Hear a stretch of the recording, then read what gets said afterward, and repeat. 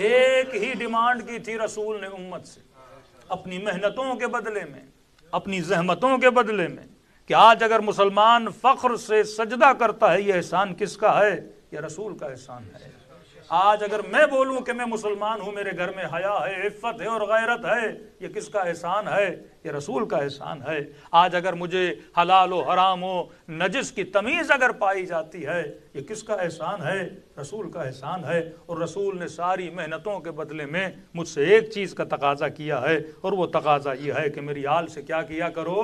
محبت کیا کرو۔ اب محبت کرنے کے اپنے اپنے طریقے ہوتے ہیں۔ میں ایک چھوٹی سی مثال دوں، اب بریڈ فورڈ میں نے سنا کہ اکثر لوگ یہاں کون ہیں؟ مسلمان رہتے ہیں، اکثریت یہاں پاکستانیوں کی ہے یا ایشینز کی ہے۔ اب یہاں تو اذانوں کا کوئی کلچر نہیں ہے، لیکن مثلاً آپ کشمیر کے ہو یا پاکستان کے ہو یا کسی بھی شہر کے ہو، اب ایک انسان کو پتا ہے کہ 100% اس شہر میں کون رہتے ہیں؟ مسلمان رہتے ہیں۔ ہر دوسری گلی کے بعد ایک مسجد، چاہے شیعہ ہو چاہے سنی ہو۔ اگر کسی شہر میں شیعوں کی اکثریت ہے تو وہاں بھی یہی ہے کہ ہر چوتھی گلی کے بعد ایک امام باڑہ، ہر تیسری گلی کے بعد ایک مسجد۔ بستی ساری کس کی ہے؟ مسلمانوں کی ہے۔ اعتراض کیا ہے کہ بھائی ہم بھی مسلمان ہیں، ہم بھی محبت کرتے ہیں، لیکن محبت کی دلیل یہ نہیں کہ محفل سجائی جائے، محبت کی دلیل یہ نہیں کہ میلاد منایا جائے، محبت کی دلیل یہ نہیں کہ گریہ کیا جائے۔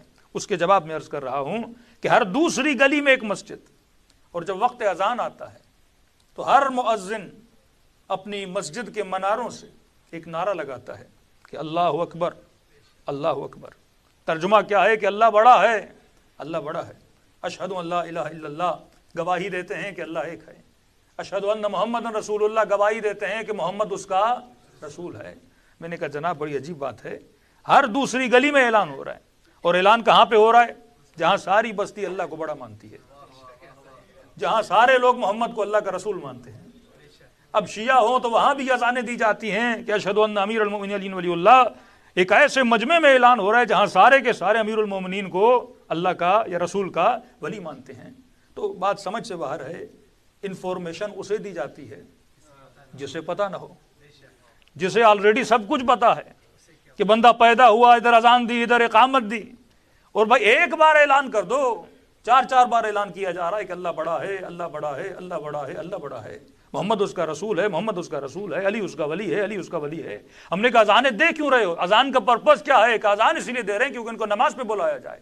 تو میں نے کہا ایک ہی بار بولو، حی علی الصلاۃ، حی علی الفلاح، حی علی خیر العمل، آؤ نماز کی طرف، آؤ بہترین عمل کی طرف۔ یہ کیا فلسفی ہے کہ آپ ہمیں بتا رہے ہو کہ اللہ بڑا ہے، اللہ بڑا ہے، پھر مسجد میں آ گئے، پھر پیش امام کھڑے ہو کے پھر بتاتا ہے کہ اللہ بڑا ہے، محمد اس کا رسول ہے۔ یہ بالکل ایسے ہے کہ بیت القائم میں جو بھی مومن شیعہ آئے، میں ایک بندے کو کھڑا کر دوں کہ جتنے آ رہے ہیں سب کو بتاؤ امام 12 ہیں، معصوم 14 ہیں، پنجتن 5 ہیں۔ آپ ایک بار برداشت کرو گے، 2 بار کرو گے، جناب میں کوئی کرسچن ہوں، میں کوئی وہابی ہوں، مجھے پتا ہے کہ امام 12 ہیں، مجھے پتا ہے کہ پنجتن 5 ہیں، آپ بار بار مجھے کیوں بتا رہے ہو؟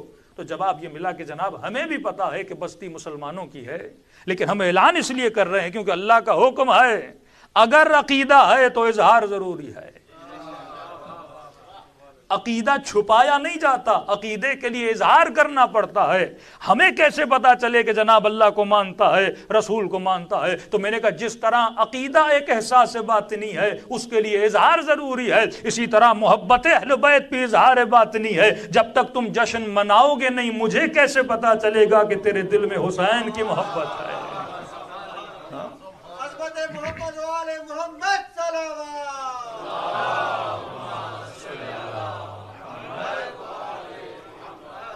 دیکھیے اگر آپ کے دل میں کسی کی بھی محبت ہے، پتہ کیسے لگے گا کہ دل میں محبت ہے؟ کیونکہ محبت کے کوئی سینگ نہیں ہوتے کہ ہم کہیں کہ جناب کے دل میں علی کی محبت ہے، جناب کے دل میں خدا نخواستہ امیر شام کی محبت ہے۔ تو محبتوں کا پتہ شکلوں سے نہیں لگایا جاتا۔ تبھی فرمایا مومن اور منافق کی پہچان ہی یہی ہے کہ علی کا ذکر کرو، اگر چہرہ کھل جائے تو مومن ہے، اگر چہرہ بگڑ جائے تو کیا ہے؟ منافق ہے۔ تو پتہ چلا محبت احساس باطنی ہے، اور یہ محبت خود کو ظاہر کہاں کرتی ہے؟ چہروں پہ کرتی ہے۔ خدا نخواستہ کسی کے دل میں کسی اور مومن کا بغض ہے، اور وہ مجلس میں بیٹھا ہے، قصیدے ہوئے، مجلس ہوئی بہترین موڈ میں، اور جس سے بغض تھا وہ دروازہ کھول کے اندر آ گیا، تو آپ نے کہا اس نے میرے سارا موڈ کا ستیہ ناش کر دیا، کیونکہ بغض تھا اندر، اور جیسے اس سے ریفلیکٹ ہوا تو اس کا اثر کہاں پہ آتا ہے؟ چہرے پہ آتا ہے۔ تبھی مومن و منافق کی پہچان بھی یہی رکھی، تو ہم محفل جشن مناتے ہیں تاکہ معاشرے کو بتائیں کہ مومن کون ہے اور منافق کون ہے۔ یہ مجلسیں پہچانے مومن اور منافق ہیں۔ تبھی پورے قرآن میں خدا نے پورا سورہ اتار دیا اور نام بھی منافقون رکھ دیا، کیونکہ کہا حبیب یہ کہتے کچھ ہیں اور دلوں میں موجود کچھ ہے۔ صلوات پڑھے محمد و آل محمد۔